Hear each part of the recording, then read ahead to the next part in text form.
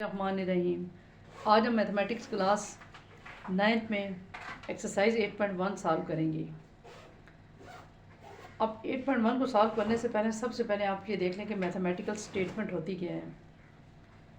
अब डेफिनेशंस तो आपको पेपर में नहीं आएंगी, लेकिन थोड़ा सा इसको जो है ना याद नहीं करना, लेकिन सिर्फ समझ लेनी है। Statement which is either true और फॉल्स, ऐसी स्टेटमेंट विच इज़ या तो ट्रू हो या फिर फॉल्स हो, इज़ कॉल्ड, इसको हम मैथमेटिकल स्टेटमेंट कहते हैं। मतलब फॉर एग्जांपल जैसे आप the sum of 5 and 3 is 8, 5 और 3 का सम 8 होता है। अब ये इस तरह की जो स्टेटमेंट्स होती है ना, ये मैथमेटिकल स्टेटमेंट्स होती हैं। ठीक है, मतलब और भी एग्जांपल्स थी, आप जब हम करेंगे फिर आप ये देखें। अगर आप सम लें 5 का और 3 का, देखें 8 आता है, अगर तो ये 8 आता है, 8 इक्वल आता है, तो इस मतलब ये स्टेटमेंट ट्रू है। इसी तरह से हमारे पास और भी बहुत सी एग्जांपल हैं, जैसे every square is a rectangle, ये भी हमारे पास ट्रू और फॉल्स यानी कि ट्रू है। All right angles are equal, ये भी हमारे पास इस तरह की जो स्टेटमेंट्स होती हैं वो मैथमेटिकल स्टेटमेंट्स होती हैं। अब क्वेश्चन नंबर फर्स्ट में हमने यही बताना है कि कौन सी स्टेटमेंट ट्रू है और कौन सी स्टेटमेंट फॉल्स है। अब क्वेश्चन नंबर फर्स्ट है state whether the statements are true और फॉल्स। आपने ये स्टेटमेंट देखनी है, देखना है कि ये ट्रू है या फॉल्स हैं। अब फर्स्ट है कि 5 times of 8, 5 times of 8 is 30, यानी कि 5 को आप 8 से मल्टीप्लाई कर दें तो इज़ 30, जबकि 5 को आप 8 से मल्टीप्लाई करें तो 40 आ जाता है। सबसे पहले आप इसका आंसर लिखेंगे, ये स्टेटमेंट आपके पास फॉल्स आ जाती है। किस तरह से फॉल्स आ जाती है कि 5 टाइम्स ऑफ 8, 5 को मल्टीप्लाई 8 से करें तो 5 को 8 से मल्टीप्लाई करें तो आपके पास 40 आता है, जबकि इसने लिखा हुआ है 30। इसका मतलब है ये स्टेटमेंट आपके पास फॉल्स है। और साथ अपनी रीज़न भी लिखनी है। रीज़न ये लिखनी है कि 5 मल्टीप्लाई 8 आपके पास होता है 40, जो जबकि इसने दिया हुआ है 30, नॉट 30। आप इसकी रीज़न ये लिखिए। अब देखिए सेकंड दिया हुआ है the sum of 10 and 15 is greater than 20। या पहले देख लें कि ये स्टेटमेंट आपके पास इसके आंसर में लिखिए कि ये ट्रू है फॉल्स। द सम ऑफ 10 और 15 को आप ऐड करें अगर, तो हमारे पास 25 आ जाता है। 25 इज़ ग्रेटर देन 20, ठीक है, 25 यानी कि ग्रेटर देन 20 से ग्रेटर होता है, तो इसका मतलब है हम इसका क्या लिखेंगे, ट्रू। अब रीज़न से आपको सही समझ आएगी। रीज़न इसकी क्या है कि अगर हम 10 में 15 को प्लस करेंगे तो हमारे पास आंसर आ जाएगा 25। और 25 जो होता है ना, 25 एंड 25 ग्रेटर है 20 से। अब देखिए ये ग्रेटर का साइन आ गया। अब देखिए 3 क्वेश्चन जो है मैंने लिखे, इनके छोटे छोटे आंसर है, फिर इसके बाद आंसर लिखेंगे। थर्ड क्वेश्चन है the difference of 11 and 4 is, difference लिख लें। डिफरेंस में क्या करते हैं, सब्ट्रैक्ट करते हैं। The difference of 11 and 4 is, 11 में से 4 को निकालें। 11, द डिफरेंस ऑफ 11 and 4, 11 ये 11 है ना, -4, 11 में से 4 निकालें यानी कि 7 आ जाता है। वैसे रफ से पहले करके देख लें। 7 इज़ लेस दैन 6, तो ये स्टेटमेंट बताना है कि ये ट्रू है या फॉल्स है। अब ये वाली स्टेटमेंट पहले तो आपके पास आ गई, इसका लिख लें फॉल्स, क्योंकि इसके फिर रीज़न दें। रीज़न क्या है इसकी, रीज़न में ये लिखे ना, जाहिर बात है द डिफरेंस ऑफ 11 - 4, तो आपके पास आ गया 7 and 7 is not less than, and 7 is not less than 6।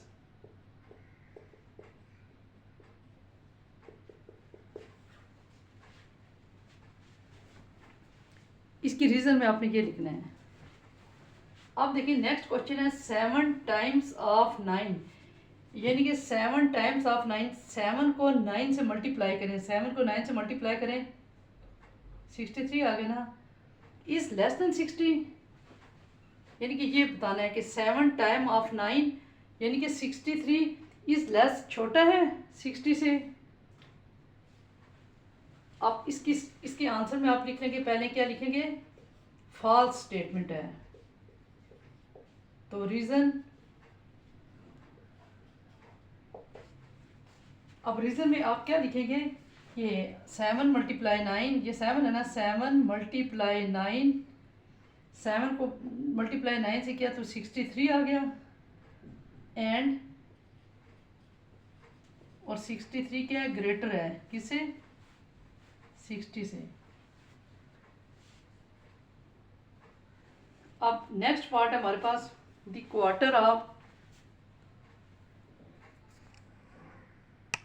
The quarter of a 100 kg is 25 kg। अब आपको पता है क्वार्टर का मतलब 4 होता है, ठीक है। 100 का क्वार्टर लें तो वो 25 आता है, तो ये स्टेटमेंट आपके पास आ जाती है ट्रू। इसके आंसर में क्या लिखेंगे, ट्रू। फिर इसकी रीज़न क्या देंगे, रीज़न आप देंगे कि 100 को आपने क्वार्टर से डिवाइड कर दिया 4, तो ये आपके पास आंसर कितना आ गया। इसको 100 को डिवाइड 4 से करें तो कैलकुलेटर करें 25, तो ये आपके पास स्टेटमेंट ट्रू आ गई। अब क्वेश्चन नंबर फर्स्ट में सब में इसी तरह से ट्रू फॉल्स बताना है किस तरह, और साथ रीज़न भी। अब इसी तरह से ये the question of 80 and 5 is 6 more than 10। अब इसके सोल्यूशन में, ये इसके आंसर में हम सबसे पहले हम इसकी स्टेटमेंट लिखेंगे कि, अब ये स्टेटमेंट हम पहले फॉल्स लिखे, फिर मैं आपको रीज़न बताती हूँ, फिर पहले रीज़न बल्कि देख के फिर आप स्टेटमेंट द्वारा कर लिया करें। अब 80 है ना, आपने 80 को मल्टीप्लाई कर देना है किसके साथ, 5 के साथ, तो आपके पास आ गया 400। और उसके बाद लिखते हैं एंड 400 जो आ गया ना, तो इसमें फिर आपने क्या कर देना है कि मोर देन 10, उसमें फिर and 400 is equal to 10 plus 6 is equal to 16। तो ये the quotient of 80 and 5 is, अब सबसे पहले तो आपने 80 को 5 के साथ मल्टीप्लाई कर दिया, 400 आ गया। फिर उसके बाद आपने क्या कर देना है कि 400 में फिर ये जो 10 है इसमें आपने क्या कर देना है कि 6 इज़ मोर देन 10, 10 में आपने मोर देन है ना, तो आपने 10 में 6 को प्लस कर देना है। तो ये देखें, ये स्टेटमेंट इस तरह से फॉल्स आ जाती है। ये वाला क्वेश्चन ज़रा दोबारा देख लें।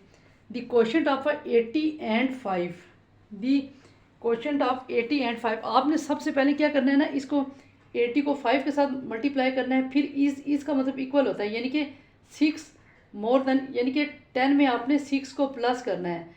इसका मतलब है कि यानी कि इस चीज़ के इक्वल आ जाए, यानी कि वहाँ से लेकर यहाँ तक जो चीज़ है, इसका मतलब हो गया इक्वल 6 मोर देन 10, यानी कि 10 में 6 प्लस कर दिया, 16 के इक्वल आ जाए, यानी कि उसको मल्टीप्लाई करके ये 16 के इक्वल आ जाए। देखो ऐसा तो नहीं है ना, तो 16 के इक्वल तो नहीं आया, वो 400 है, इस वजह से ये स्टेटमेंट फॉल्स आ जाती है।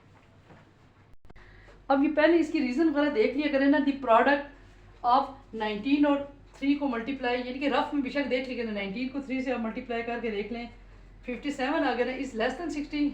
ठीक, ये स्टेटमेंट क्या है। आप इसका आंसर लिखने से पहले आप ये मसलन रफ वर्क में बेशक करके देख लिया करें, फिर सही पता चलता है कि ये ट्रू है या फॉल्स है। अब ये स्टेटमेंट ट्रू है, अब रीज़न लिखेंगे, रीज़न लिखने के बाद बेशक रीज़न हमारे पास इसमें ये है, द प्रोडक्ट ऑफ, आप देखो ना 19 को आप जब 3 से मल्टीप्लाई करोगे तो 57 आ गया, इज लेस देन है ना 60, 57 क्या होता है, एंड 57 लेस देन 60 है। तो इसका मतलब ये स्टेटमेंट जो उसने गिवन दी हुई है वो आपके पास ट्रू स्टेटमेंट है।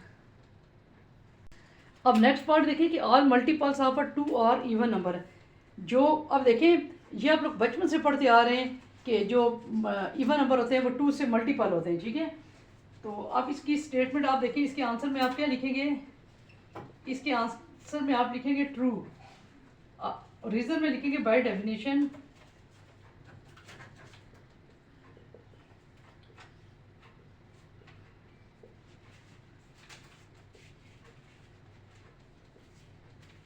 मल्टीपल ऑफ और even.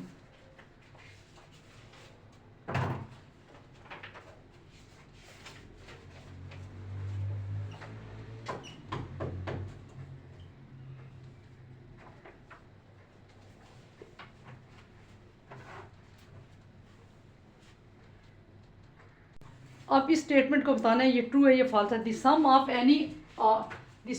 Any odd and even number, एक ऑड नंबर है एक इवन नंबर। आप ये बेशक रफ वर्क में करके देख लें, एक ऑड ले लें और एक इवन ले लें। ये ऑड है और ये इवन है और ये 3। अब इससे क्या लिखा हुआ है कि इवन नंबर होता है, लेकिन ये देखिए ना, ये आपने ये ऑड ले लिया, ऑड को आपने इवन में प्लस कर लिया तो आपके पास ऑड नंबर आ गया। तो इसने क्या लिखा हुआ है, इवन नंबर। तो आपने ये स्टेटमेंट इसको क्या कर देना है, आपने फॉल्स कर देनी है। रीजन में क्या लिखेंगे आप, रीजन में आप लिखेंगे कि odd plus even is equal to odd. आप रीजन में ये लिखेंगे। आप रफ से पहले एग्जांपल्स भी एक खुद से करके देख लें, आपको पता है ऑड क्या होते हैं, इवन क्या होते हैं। अब इसमें देखें, a square has a 4 equal sides. आपको पता है स्क्वायर तो आपने बिल्कुल प्ले ग्रुप में पढ़ी होगी, स्क्वायर इस तरह की, ठीक है। अब इसमें तो आपके पास आ जाता है कि आपको पता है कि ये स्टेटमेंट क्या आ जाती है, ट्रू आ जाती है। इसकी 4 साइड्स स्क्वायर की जो होती हैं इक्वल होती हैं, तो इसके आंसर में आपके पास ट्रू आ जाएगा। अब इसी तरह से नेक्स्ट है रंबस इज अ पैरेललोग्राम। ये 11 नहीं है बल्कि पैरेलल के लिए ऐसे डालते हैं, थोड़ा सा तिरछा करके 11 पैरेललोग्राम, तो ये आपके पास ट्रू आ जाती है। ये 9th चैप्टर में मैंने आपको इसकी डायग्राम वगैरह भी बनाई हुई है, वहाँ से आप लोगों ने देख लेना है अच्छी तरह से।